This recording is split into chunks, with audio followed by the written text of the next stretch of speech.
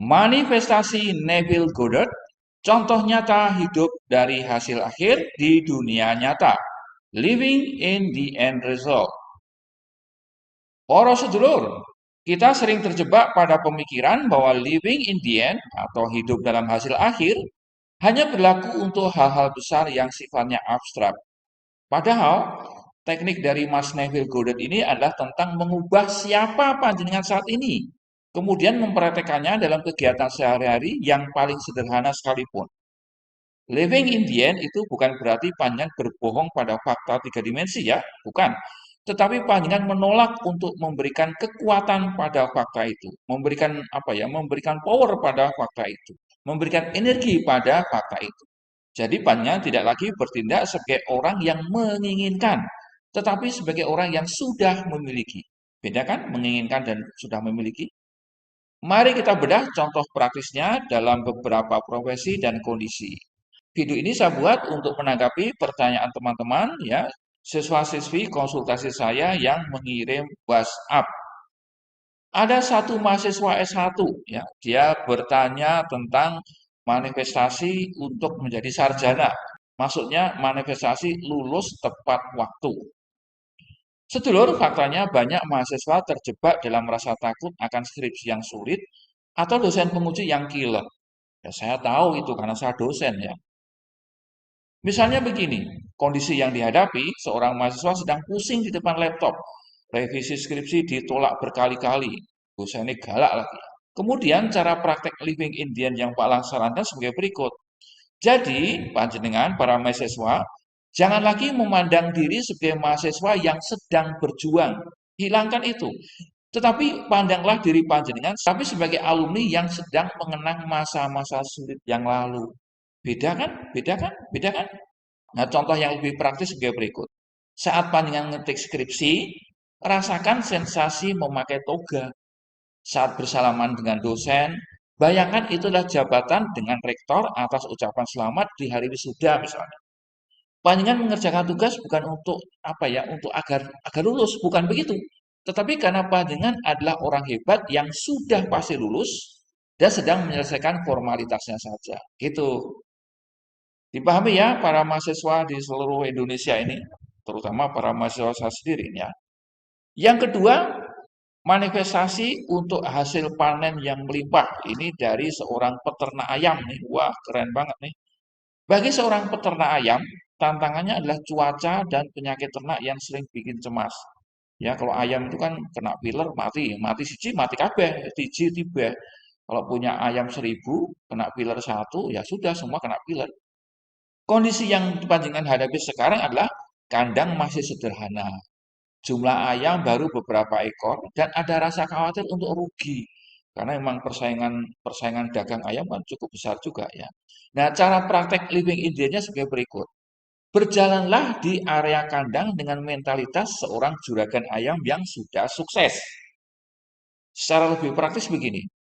Saat memberi pakan, jangan fokus pada semoga ayamnya tidak mati, semoga ayamnya tidak kena pilar. Bukan begitu. Tapi fokuslah pada perasaan puas saat melihat buku tabungan berisi hasil penjualan panen raya. Duitnya akeh banget. Ndoke payu, PTE payu, dan seterusnya. Rasakan bau kandang yang bersih dan ayam-ayam yang sehat sebagai bukti bahwa panjenengan adalah peternak bertangan dingin. Jadi panjenengan tidak lagi merawat ayam agar hidup panjenengan sukses, tidak. Tetapi panjenengan merawatnya karena panjenengan adalah orang atau seorang peternak yang memang sukses. Begitu. Jadi mindsetnya diubah kawan. Kemudian ada pertanyaan juga saat itu dari seorang driver ojol. Bagaimana bisa mendapatkan atau manifestasi rezeki yang gacor? Gacor itu bahasanya tukang-tukang gojek ini ya. Ternyata saya juga baru sadar ya, banyak driver merasa menjadi korban dari algoritma yang dibuat oleh perusahaan layanan ojol ini. Sehingga mengakibatkan ya ordernya sepi. Jadi teman kita, Bang Ojol ini, kondisi sekarang seperti ini, duduk di pinggir jalan, menunggu bunyi notifikasi yang nggak pernah kunjung datang. Sehari dapat dua paling-paling. Zaman dulu bisa ngumpulin 700.000, sekarang itu dapat 50.000 sudah amin-amin ya, sudah amin-amin. Nah, cara prakteknya living Indian adalah Berhentilah memposisikan diri sebagai pengemis orderan, nunggu-nunggu, jangan begitu. Tapi jadilah penyedia jasa yang sangat dibutuhkan. Mindsetnya dulu diubah, poros dulu. Secara lebih praktis sebagai berikut. Saat panjenengan sedang menunggu ya, nunggu atau istilahnya ngetem, jangan mengeluh di grup WhatsApp bersama teman-teman. Duduk saja dengan tegak, rasakan rasa syukur seolah-olah dompet panjenengan itu sudah penuh di akhir hari. Dompet digital ya, dompet di aplikasi itu. Katakan dalam hati, oh terima kasih Tuhan karena hari ini semua orang butuh jasa saya. Saya sampai kewalahan. Ucapkanlah begitu dengan keyakinan. Lalu bertindaklah seolah-olah panjenengan sudah gacor. Nah, ketenangan ini akan terpancar dalam cara panjenengan melayani pelanggan yang secara metafisika akan menarik frekuensi kelimpahan berikutnya. Lantas berikutnya ada seorang remaja yang ingin menjadi PNS. Ini siswa les saya yang berasal dari Banyuwangi kalau nggak salah ya. Dia pengen sekali bisa lolos seleksi. Jadi judulnya manifestasi supaya lolos seleksi PNS. PNS itu kalau bahasa sekarang apa ya? Itu ya, apa? ASN ya? Ya, ASN. Jadi ini adalah seseorang yang ingin menjadi ASN. Kita tahu prosedur bahwa persaingan untuk menjadi ASN itu luar biasa. Ribuan banding satu. Ini sering banget membuat mental ciut. Nah, sahabat kita ini, sang pemuda ini, kondisi saat itu, ya kondisi ketika dia bertemu saya, dia itu belajar buku kisi-kisi dengan rasa cemas dan takut gagal lagi. Dia beli buku kisi-kisi banyak sekali. Maksudnya kisi-kisi apa itu? Soal-soal untuk lolos ASN, itu kan banyak sekali. Dia itu nggak salah untuk belajar itu, nggak salah, itu bagus sekali. Yang menjadi kesalahan dia adalah dia belajar dengan ketakutan, kekhawatiran, ya, dengan gelisah. Kok gak ora ketompong, kok gak ora lolos seleksi dan seterusnya. Nah, maka hal ini harus diubah dengan cara yang kita sebut sebagai living in the end result. Jadi hapuslah kata calon ASN. Ya, panjenengan Mas, ya panjenengan adalah seorang pegawai negeri sipil. Sudah menjadi pegawai negeri sipil atau sudah menjadi ASN, sudah menjadi aparatur sipil negara, bukan calon lagi.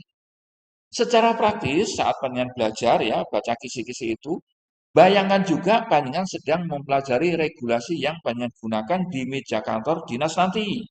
Saat melihat seragam apa itu korpri ya. Ya saat panjenengan melihat orang memakai seragam korpri di jalan, jangan merasa iri, tapi katakan itu adalah seragamku. Rasakan sensasi saat menerima gaji pertama dan tampilannya yang masuk ke rekening. Panjangan di sini belajar bukan untuk bertarung mendapatkan kursi, bukan, tapi untuk mempersiapkan diri menempati kursi yang memang sudah menjadi milik panjenengan, sudah disiapkan semesta untuk menjadi milik panjenengan. Semoga bisa dipahami ya, Mas Banyuwangi. Kemudian ada satu lagi nih dari seorang bapak di Kalianda. Kalianda itu di Lampung Selatan. Saya tahu itu Kalianda. Bapak ini pengen sekali menjadi anggota DPR karena waktu pemilu kemarin gagal.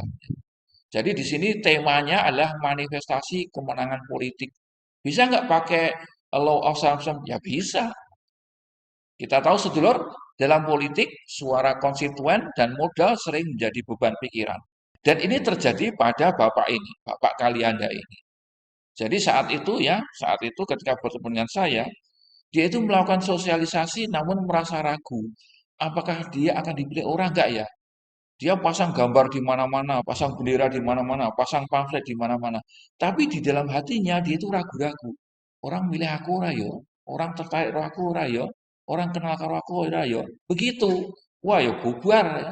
Maka saya memberikan jalan yang disebut sebagai living in the end, ya, living in the end result ini.